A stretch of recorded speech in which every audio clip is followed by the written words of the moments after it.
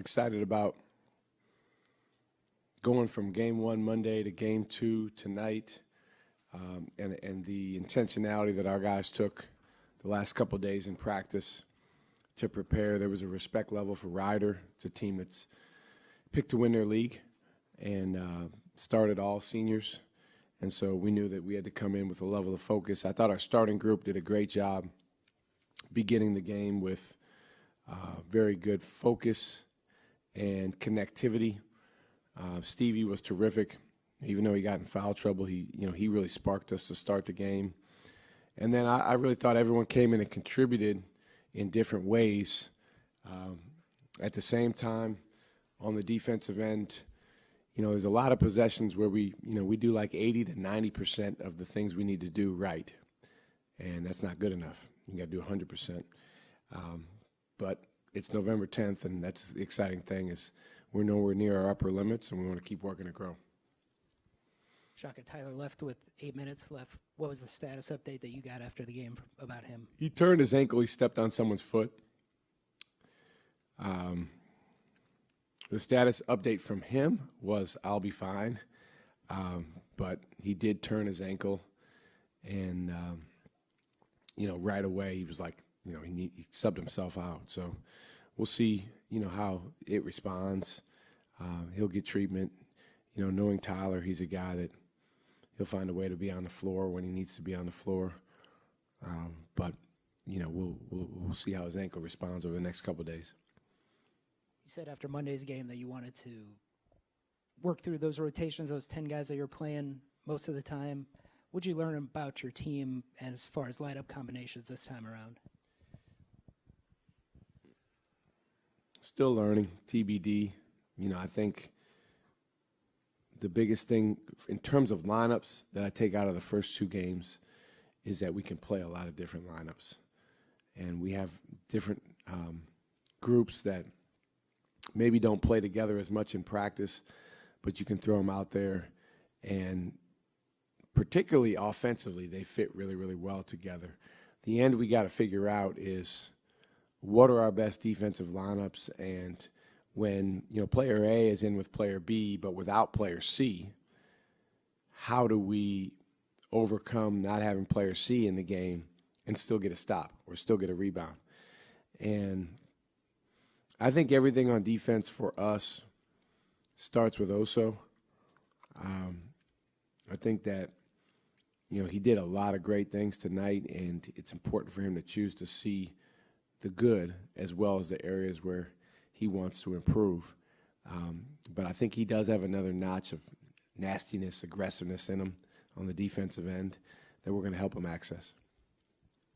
Shaka, you talked about how you were happy with the start that your team had. Joplin was 3 for 3 from deep to start off. What did you see from him that you liked, and what do you make of his overall performance tonight? Yeah, Joplin, Cam got up 18 threes between them, and could have been a lot more. Those guys played 20 and 24 minutes. I think in a closer game, they probably would have been more like 28 and 32. We like them shooting open threes. That's a good possession for us when they shoot an open three. So for them to go 8 for 18 combined, we'll take that all day long. I still want to see out of both those guys more leadership on the defensive end. I think, again, they had some really good possessions. They had some possessions where their activity was terrific, but we got to continue to build the consistency. And that's not just those guys. That's our whole team. So, Shaka, you have this 3 freshman rotation that you're working in these games, and in these first 2 games, there's been big point differentials. Of course, that gives you the opportunity to work these guys in more. How much or how often are you going to keep doing that in these games, and how often are you going to work them in? It's a good question. The thing with freshmen is they need a runway to become who they're going to become.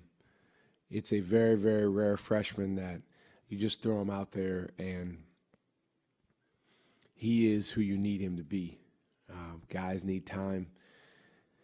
You look at our older guys, Oso Ighodaro needed time. Cam Jones needed time. Stevie Mitchell needed time. David Joplin needed time. But I think, when you play those guys and you get them some minutes in games like these, it does inch them forward.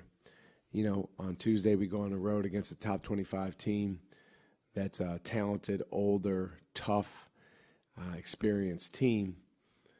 And those freshmen are going to have to decide, can I go in the game and play with a defensive toughness and assertiveness and aggressiveness where I not only won't hurt my team, but I'll help my team.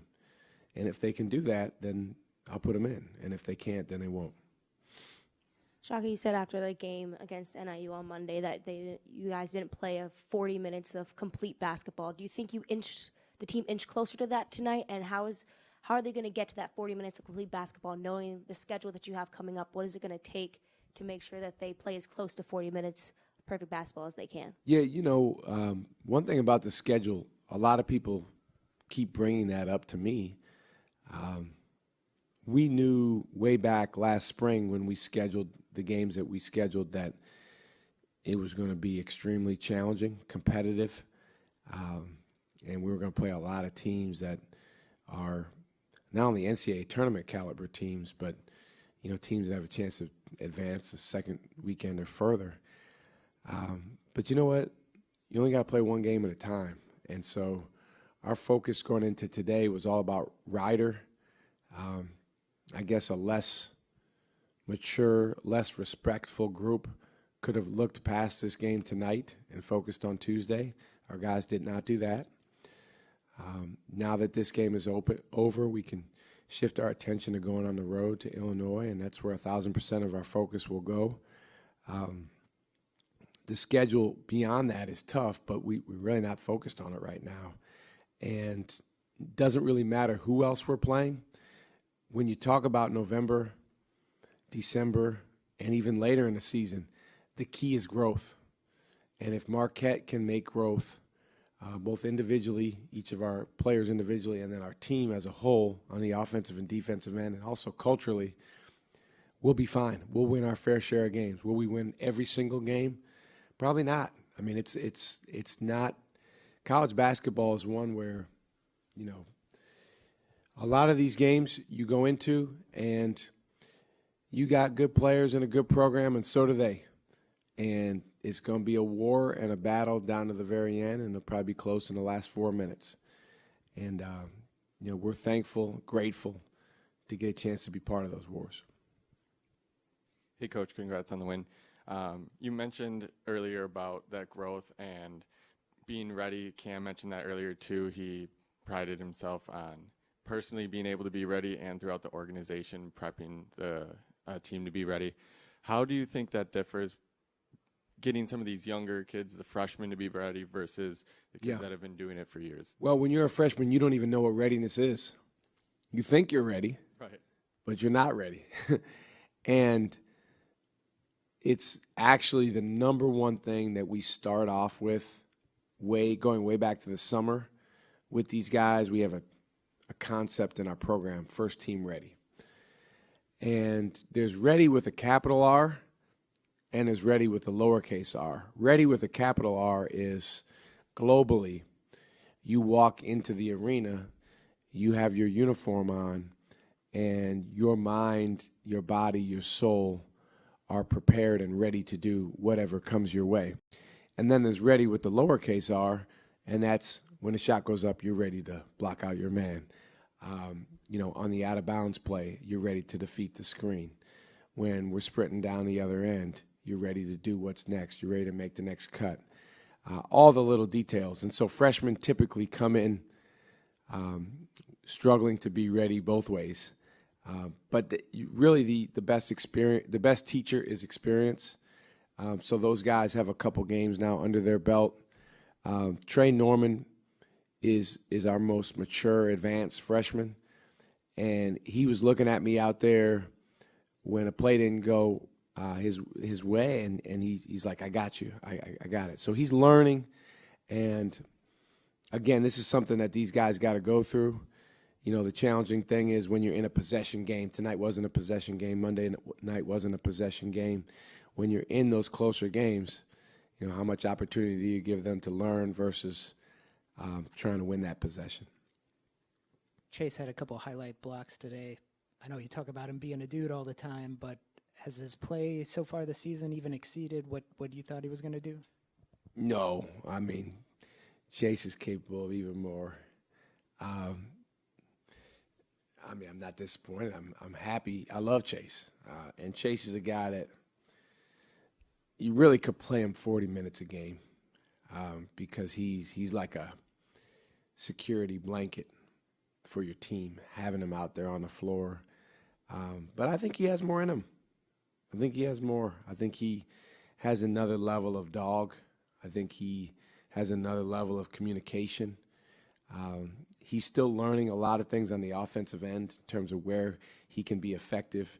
I mean, he went from being a guy last year that really his role was kind of to blend and be ready to shoot, but mostly, you know, kind of stay out of the way when other guys were making plays.